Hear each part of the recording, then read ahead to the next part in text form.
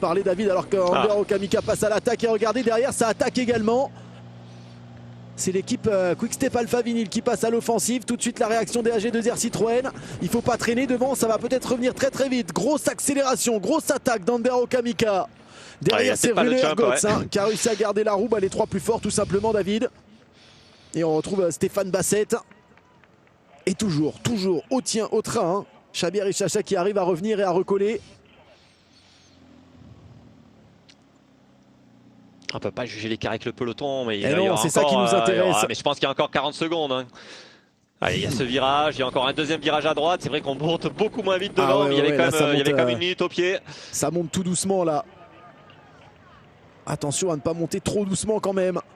Ah non, ça devrait le faire. Là, on est en train de voir la moto, là, juste derrière, dans le virage. On devrait se jouer la victoire. Non, si. Il y a le virage là à droite et c'est l'arrivée. On est dans les 500 derniers mètres. Ça continue d'accélérer. Matteo Trentin qui est sorti du peloton derrière. L'accélération maintenant de Matteo Trentin. Il est bien sorti. Regardez, ça n'a pas forcément réagi derrière Matteo Trentin. Ouais, ça devrait faire. Ça devrait le faire quand même. Stéphane Bassett en première position. Ander Okamika qui va essayer de passer par l'intérieur peut-être. On a toujours ces deux coureurs de la Sport Vlaanderen baloise. Avec Rune Ergots toujours.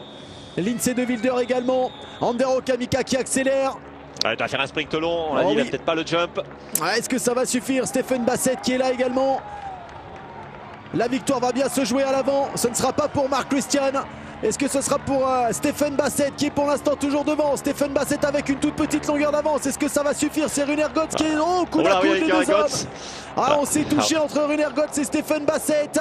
Mais c'est la Sport Vlaanderen baloise qui va triompher aujourd'hui. Ils avaient mis deux hommes dans cette échappée, deux hommes dans ce groupe de 8 qui a déjoué tous les pronostics. Le premier leader sera ce coureur de la Sport Vlaanderen baloise, Rune Ergots, David, qui aura été particulièrement remuant. Et puis derrière, au sein du peloton, Matteo Trentin est parvenu à sortir. C'est Trentin ou Covey? J'ai pas vu c'était Trentin. J'ai peut-être dit une bêtise. J'ai pas vu les liserés en tous les cas du champion d'Europe. C'est Alessandro Covey pour moi. C'est bien Alessandro Covey. Il me semblait avoir vu Matteo Trentin. Il est là, il est derrière Matteo Trentin. Il va pas terminer très loin non plus. Les places d'honneur derrière pour le peloton qui vient échouer à 40 secondes quand même, David. 40 secondes concédées sur Rune Ergots.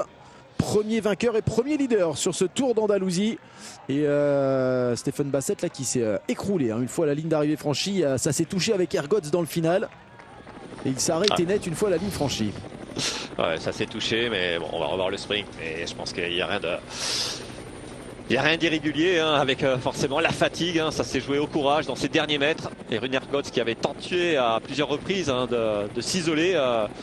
Voilà, était le plus costaud dans cette arrivée et cette échappée qui a réussi à déjouer les plans. D'ailleurs, c'est même Stéphane Bassett à un moment qui sert un petit peu sur qui fait une petite vague, le classement. Sans ça, c'est joué vraiment à la pédale. Rune Ergots, David, on le disait, c'était le seul à avoir une victoire professionnelle à son palmarès. Il en ajoute une deuxième après le Ronde de Van Drenthe l'année dernière.